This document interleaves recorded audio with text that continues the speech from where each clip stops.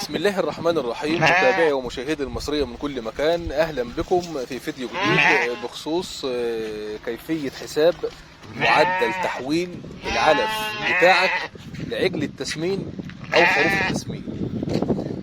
أنت راجل محترم، جبت عجل أو جبت خروف وعايز تسمنه، وعايز تعرف إن العلف بتاعك بيحول قد إيه في اليوم أو في الشهر.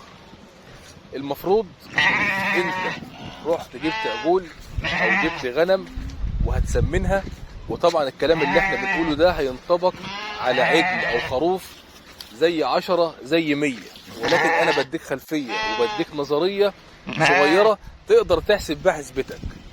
انت راجل حابب تشتغل في مجال التسمين، ما تروحش تجيب العجل وتجيب الخروف وتأكل وتشرب وتبيع وخلاص، لا، ما انت لازم تدرس المشروع بتاعك عشان تعرف صافي الربح وتعرف صافي التحويل كويس ولا لا. انت رحت جبت عجل او جبت خروف، تمام، كمية او حاجة بسيطة. طبعا احنا قلنا الكلام ده هينطبق على خروف زي 100 وعجل زي 100. عشان ما اطولش عليك، المفروض انت هتسمن عجول او هتسمن غنم. اول ما تخش المزرعة اول اسبوع تسيب الغنم او تسيب العجول تهدى وتاخد على المكان وتاخد على العلف، وترجع توزن الحالات اللي عندك بالنسبة للغنم انت مدخل غنم موازين 20 25 30، وطبعا المفروض تعمل سجل بكل حالة عشان تعرف في تحويل ولا لا. تمام. نفس القصة العجول، انت دخلت عجول موازين من 150 ل 250 كيلو، وطبعا بتعمل سجل لكل عجل ورقم مسلسل. ليه الكلام ده؟ عشان اقدر اشوف العجل او اشوف الخروف بتاعي بيحول ولا لا، ولا الخلطة بتاعتي شغالة معاه ولا لا. تمام. المفروض العجل الجاموس يديك تحويل من كيلو لكيلو وثلاثة من 10 في اليوم، والعجل البقري من كيلو وثمانية من 10 إلى 2 كيلو. تمام. والمفروض الخروف يديك تحويل، الخروف الرحماني، تمام، يديك تحويل من 200 ل 250 جرام في اليوم. تمام. بالنسبة للغنم البرقي من 150 ل 180، وفي حالات بتوصل ل 200 في اليوم. تمام. فانت وزنت الخروف بتاعك او العجل بتاعك، بعد شهر بتكرر الميزان. بس الوزنة الاولانية ركز في دي، لو انت وزنت والغنم او العجول واكلة هتنك توزن وتشيك على الميزان والغنم واكلة، عشان ما تروحش توزن الخروف واكل، طبعا الاكل هيوزن معاك، وتيجي توزن تاني شهر والخروف مش واكل. تمام. مش هتقدر تظبط التحويل معاك. او العكس، لو انت وزنت والعجل او الخروف مش واكل، يعني بطنه فاضيه، وجيت تاني شهر وزنته وهو واكل، برضك مش هتعرف تظبط معاك. يعني من الاخر، وزنت والغنم فاضيه يبقى توزن طوالي والغنم فاضيه، وزنت والغنم والعجول واكله ومعلوفه يبقى توزن والغنم واكله ومعلوفه، عشان تقدر تطلع بالفرق وتعرف التحويل ماشي طبيعي ولا مش ماشي طبيعي. عشان ما اطولش عليك، المفروض الخروف داخل وزنه 25 كيلو يديك تحويل من 200 ل 250، هنحسبها 200 في اليوم. تمام. يبقى 2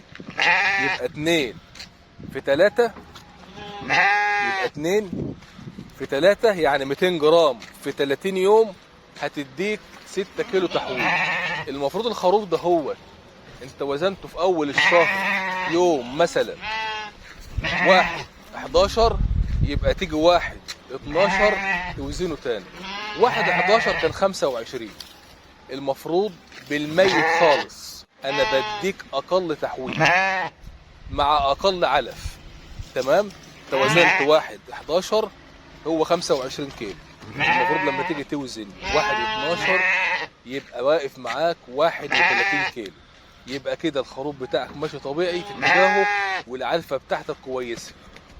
تمام، ديت الحسبه الصح.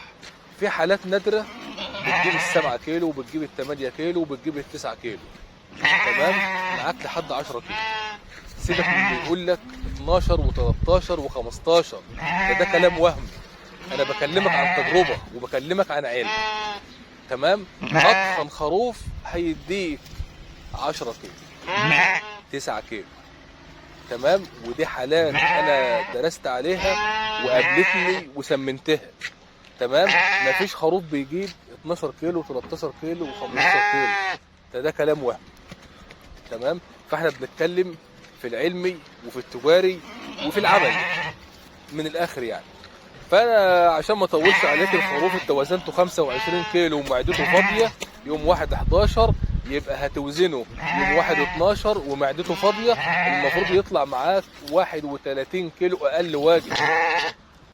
تمام، كده الخروف بتاعك ماشي، تحويله كويس وعلفتك كويس.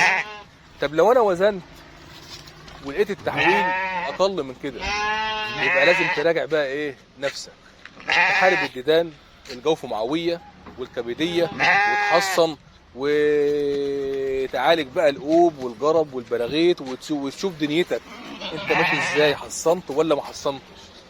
تمام، طب عملت كل الكلام ده ومفيش تحويل، يبقى اخلص من الحاله اللي عندي دي. طبعا حالات نادره بتبقى 1%، يبقى اخلص من الحاله اللي عندي. يبقى الحاله اللي عندي لا تصلح للتسمين، سواء عجل او خروف. اروح ابيعها انيه في اي حته او ادخلها بقى ايه نظام الانيه تاكل اي حاجه، لكن ما وقفهاش على الطواله تتسمن، لان وقفتها عاليه بخساره. تمام، وهكذا التجربه والمقياس على العجل.